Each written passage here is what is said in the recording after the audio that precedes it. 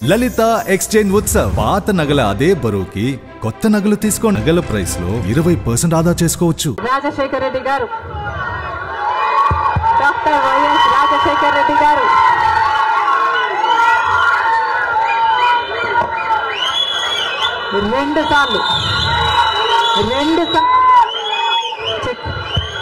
రెండు సార్లు ఇదే పిసిసి పదవిని చేపట్టారు.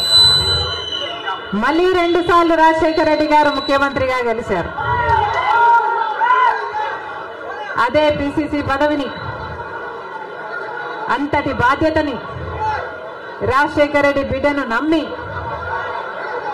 వైఎస్ షర్మిలకు కాంగ్రెస్ పార్టీ, సోనియా గాంధీ గారు, రాహుల్ గాంధీ గారు, ఖార్గే గారు, కాంగ్రెస్ పార్టీ పెద్దలందరూ నన్ను నమ్మి ఈ బాధ్యతనివ్వడం రాజశేఖర రెడ్డి బిడ్డకు గర్వకారణం. మరొక్కసారి చేతులు జోడించి ఇంత బాధ్యతను, ఇంత నమ్మకాన్ని నా మీద ఉంచినందుకు మరొక్కసారి కృతజ్ఞతలు చెప్పుకుంటుంది రాజశేఖర రెడ్డి బిడ్డ. ఆంధ్ర రాష్ట్రానికి చెందిన ఇంతమంది నాయకులు, ఆంధ్ర రాష్ట్రానికి చెందిన ఇంతమంది కాంగ్రెస్ నాయకులు, కాంగ్రెస్ నమ్మకస్తులు,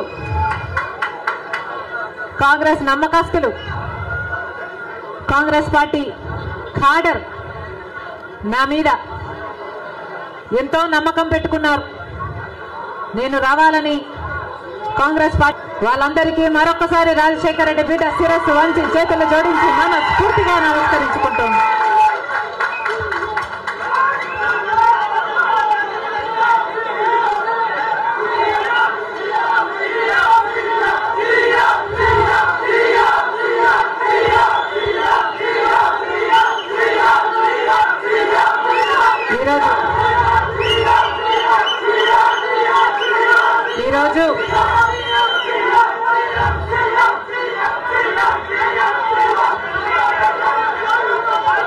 ఈరోజు ఒక్కసారి మీకు తెలియని విషయం కాదు, మీడియాకు తెలియని విషయం కాదు, ప్రజలకు తెలియని విషయం కాదు.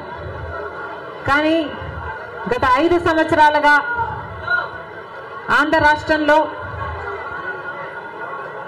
యువజన, శ్రామిక, రైతు కాంగ్రెస్ పార్టీ అధికారంలో ఉంది. అంతకుముందు 5 సంవత్సరాలు తెలుగుదేశం పార్టీ అధికారంలో ఉంది.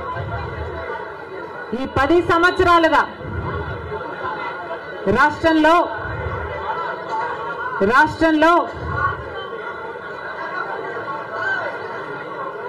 అభివృద్ధి జరిగిందా అంటే ఏమిటి సమాధానం?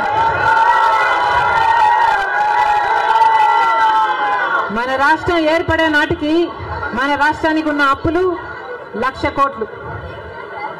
చంద్రబాబు గారు ముఖ్యమంత్రి అయిన 5 సంవత్సరాలకి ఆయన చేసిన అప్పులు 1,00,000 కోట్లు. ఆ తర్వాత వైసీపీ ముఖ్యమంత్రి జగన్ రెడ్డి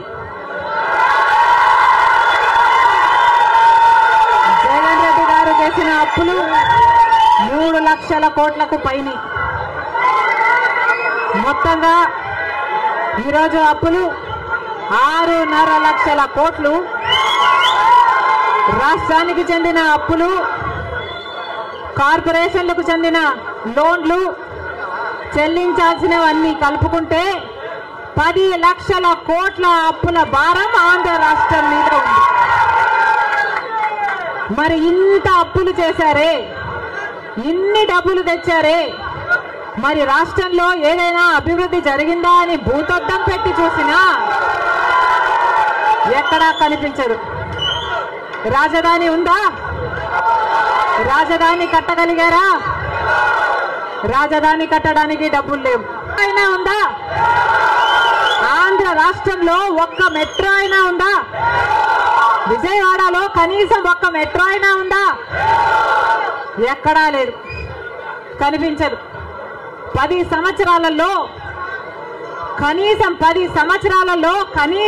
10 కొత్త పెద్ద పరిశ్రమలైనా వచ్చినాయా? రాలేదు. పరిశ్రమలు వస్తే మన బిడ్డలకు ఉద్యోగాలు వచ్చేవి. వచ్చినాయా మన బిడ్డలకు ఉద్యోగాలు? రాలేదు. కనీసము రోడ్లు వేసుకోవడానికి కూడా డబ్బులు లేవు ఆంధ్ర రాష్ట్రంలో. కనీసం ప్రభుత్వ ఉద్యోగస్తులకు జీతాలైనా సమయానికి ఇస్తున్నారా?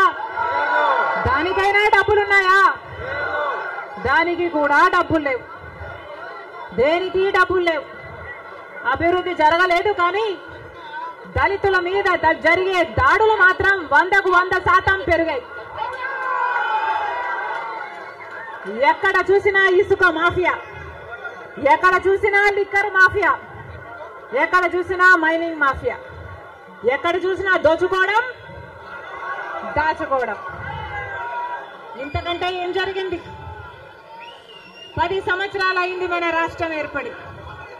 స్పెషల్ స్టేటస్ గురించి, స్పెషల్ స్టేటస్ వస్తే మన రాష్ట్రానికి స్పెషల్ స్టేటస్ వస్తే, ఆంధ్ర రాష్ట్రానికి స్పెషల్ స్టేటస్ వస్తే ట్యాక్స్ రిడక్షన్స్ వస్తాయి, రాయితీలు, ఇన్సెంటివ్స్ వస్తాయి, పరిశ్రమలు వస్తాయి.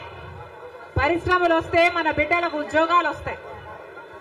కానీ 10 సంవత్సరాలైనా స్పెషల్ స్టేటస్ మాత్రం ఆంధ్ర రాష్ట్రానికి రాలేదు. రాలేదు అనడం కంటే పాలకులు తేలేకపోయారు అనడము కరెక్ట్. ఉత్తరాఖండ్ లో స్పెషల్ స్టేటస్ వస్తే 2000 కోట్ల పరిశ్రమల స్థాపన జరిగింది. దాంతో ఉద్యోగ అవకాశాలు 500% పెరిగాయి. హిమాచల్ ప్రదేశ్ లో స్పెషల్ స్టేటస్ వాళ్ళకి ఇస్తే 10,000 పరిశ్రమల స్థాపన జరిగాయి. మరి మనకుందా స్పెషల్ స్టేటస్? ఎందుకు లేదు స్పెషల్ స్టేటస్? ఎందుకంటే పాలకులు స్పెషల్ స్టేటస్ తేవడంలో విఫలమయ్యారు, వాళ్లకు చేత కాలేదు. కాబట్టి కాంగ్రెస్ పార్టీ ఆ రోజు స్పెషల్ స్టేటస్ 5 సంవత్సరాల కోసం ఇవ్వాలి అంటే బీజేపీ పార్టీ ఏమంది? 10 సంవత్సరాలు ఇవ్వాలి అని ఎలక్షన్లలో ఊదరగొట్టారు. 10 సంవత్సరాలు ఇస్తాము మేము అధికారంలోకి వస్తే అని. ఇక చంద్రబాబు గారు అయితే 15 సంవత్సరాలు మాకు స్పెషల్ స్టేటస్ కావాలి అని కొట్లాడాడు. ఇదే చెప్పాడు, 15 సంవత్సరాలు స్పెషల్ స్టేటస్ కావాలి, అందుకే నేను బీజేపీ పార్టీతో పొత్తు పెట్టుకుంటున్నా అని బీజేపీ పార్టీతో పొత్తు పెట్టుకున్నాడు. వాళ్ళ మంత్రివర్గంలో కేంద్ర మంత్రులు కూడా అయ్యారు టీడీపీ నాయకులు. ముఖ్యమంత్రి అయిన తర్వాత స్పెషల్ స్టేటస్ కోసం చంద్రబాబు గారు ఎప్పుడైనా ఒక్కటైనా నిజమైన ఉద్యమం చేశారా అంటే చేయలేదు.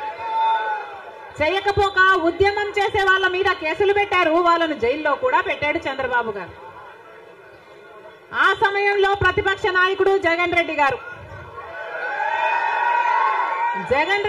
ప్రతిపక్ష నాయకుడుగా ఉన్నంత కాలం స్పెషల్ స్టేటస్ మనకు రావాలి అని ప్రతిరోజు కొట్లాడాడు. నిరాహార దీక్షలు కూడా చేశారు. ప్రతిపక్షంలో ఉండగా అవిశ్వాస తీర్మానం, ప్రతిపక్షంలో ఉండగా ఏమా ప్రభుత్వం వాళ్ళు ఎవరైనా ఉన్నారు ఇక్కడ? ప్రతిపక్షంలో ఉండగా జగన్ రెడ్డి గారు చెప్పిన మాట, మేము అవిశ్వాస తీర్మానం ప్రవేశపెడతాము, తెలుగుదేశం పార్టీ ఎంపీలు అందరూ కూడా మద్దతు ఇవ్వండి, మూకుమ్మడి రాజీనామాలు చేస్తే స్పెషల్ స్టేటస్ ఎందుకు రాదో చూస్తారన్నాడు జగన్ రెడ్డి. ఆఖరికి జగన్ రెడ్డి గారు ముఖ్యమంత్రి అయిన తర్వాత ఒక్కటైనా నిజమైన ఉద్యమం చేశాడా స్పెషల్ స్టేటస్ కోసం?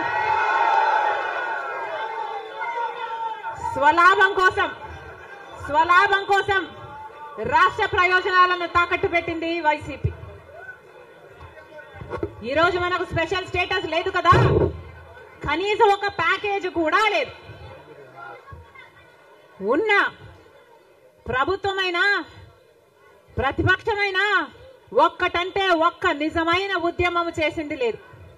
ఈ రోజు మనకు స్పెషల్ స్టేటస్ లేదు అంటే ఆ పాపం ముమ్మాటికి చంద్రబాబు గారిది, ముమ్మాటికి జగన్ రెడ్డి గారిది. స్వలాభం కోసం ఇద్దరు ప్రజల ప్రయోజనాలను తాకట్టు పెట్టారు. టీడీపీ అంతే, వైసీపీ అంతే, దొందే.